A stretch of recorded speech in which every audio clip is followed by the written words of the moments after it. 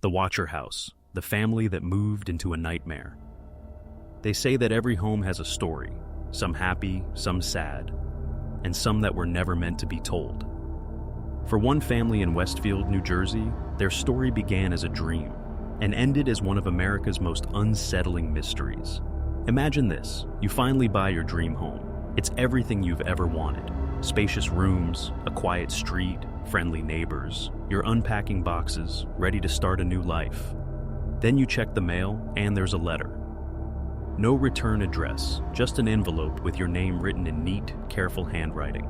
You open it, and the words inside welcome you, but not in the way you'd expect. They talk about your children, your habits, and the house itself, as if it's alive. This isn't fiction. This happened. And to this day, no one knows who wrote those letters or why they were watching.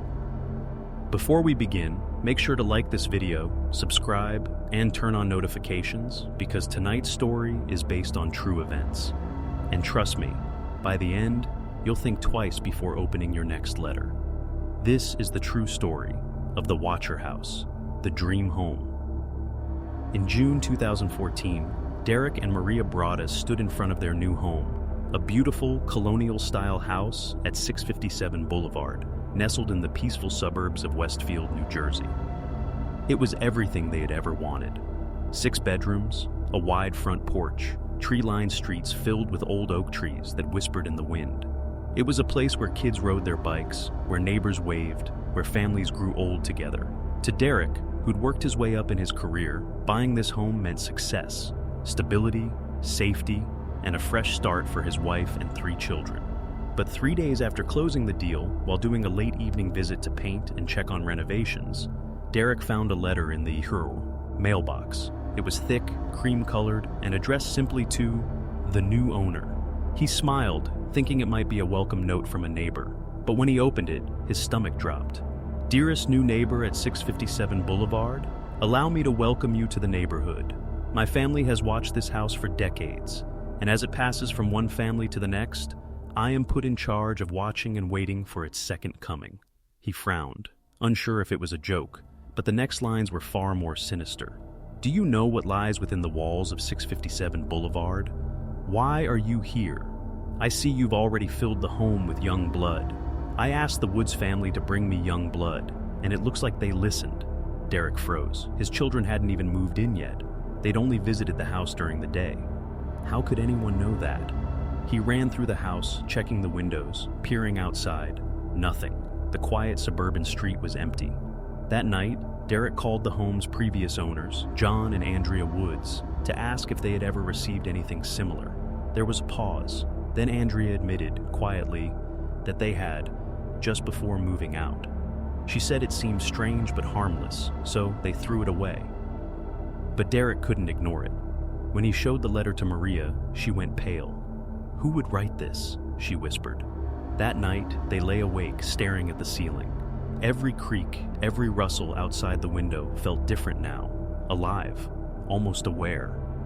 And then, a chilling thought crossed Derek's mind. If they've been watching, where are they watching from? The letters continue. Days passed. Then another letter arrived. Same paper, same typewritten words, same eerie tone. "Boulevard is eager for you to move in. It's been years since it had young blood to play with. Do you know what's in the walls? Why are you here?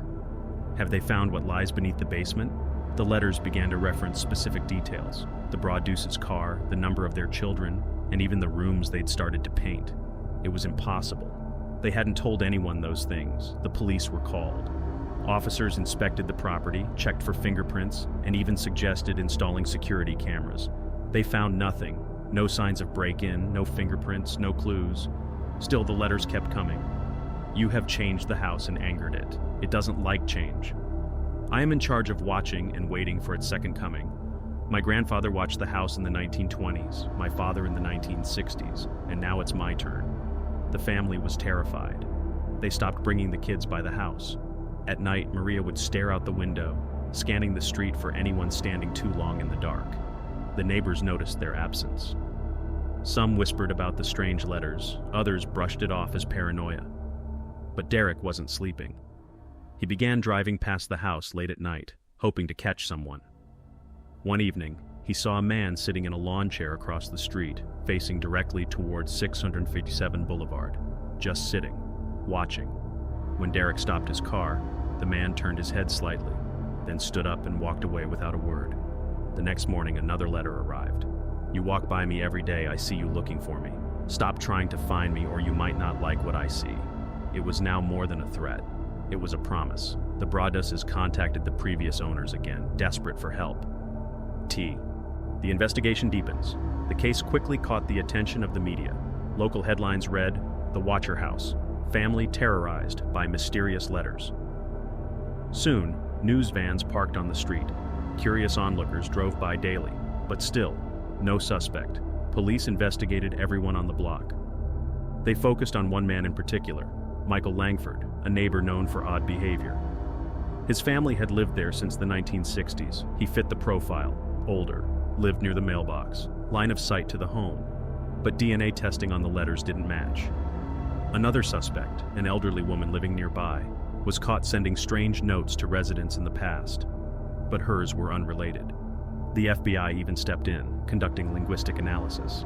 They discovered patterns in the letters, phrases that hinted at someone older, educated, and deeply attached to the neighborhood's past. But who? As months passed, the Broadduses grew desperate. They hired private investigators, security teams, even posted decoy cameras. Nothing worked. Then one night, Derek noticed motion alerts from one of the cameras. A figure walked up to the mailbox, paused, and left. When police arrived, the envelope was gone. Hours later, another letter came. The house spoke to me again. It doesn't like you. The watchers before me respected it. But you try to control it. Stop fighting what the house wants. You will never win. Maria broke down. We can't live here, Derek. We can't bring the kids here. And with that, their dream home became a prison. One they were too afraid to enter and too trapped to sell. The house that watches back. The Broadduses tried everything to escape. They listed the house for sale, but word of the letters had spread across the country. No one wanted a home with a built-in stalker. They tried renting it out. The tenants stayed only a few weeks before receiving a letter themselves. The young blood you brought me has gone. Have they found what's hidden in the walls? The house misses them. In 2019, 5 years after buying their dream home, the Broaddus family finally sold the property at a heavy loss. They never moved in, not once.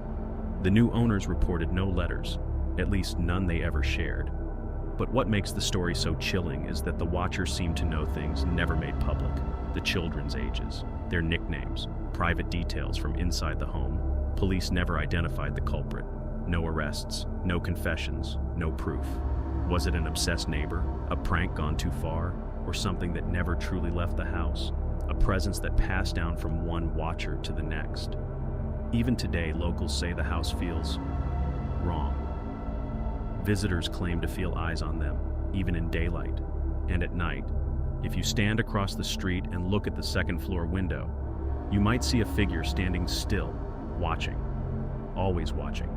So what do you think? Was the watcher just a disturbed neighbor playing mind games? Or was it something older, something that never left 657 Boulevard at all? Let me know your theory in the comments below, Sauce.